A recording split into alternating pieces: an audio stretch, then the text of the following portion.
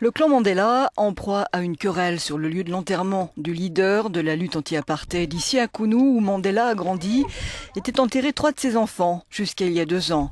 En 2011, les restes ont été transférés à 20 km de là, dans cette enceinte, près du village de Mevezo, où Mandela est né. Le lieu appartient à son petit-fils, Mandla, qui a fait construire un mémorial dédié à son grand-père.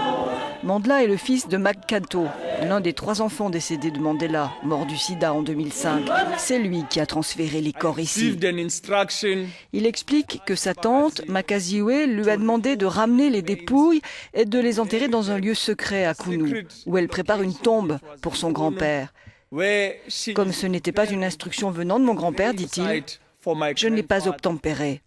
Because this was not an instruction coming from my grandfather, I didn't follow those instructions.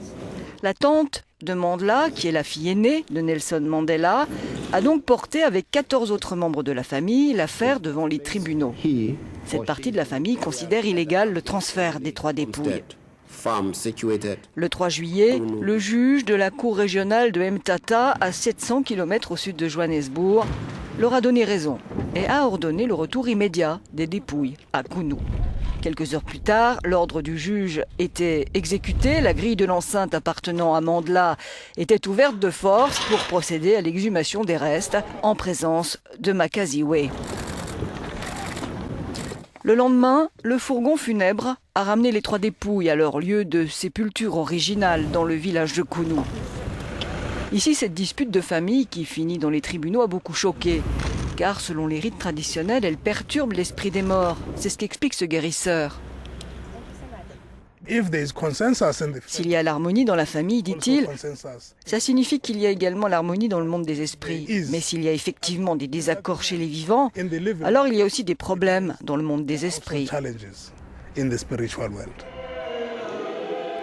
Eux prient pour Mandela, alors que la famille de leur héros se déchire pour son héritage. Une affaire qui scandalise les Sud-Africains, mais surtout ajoute à leur peine.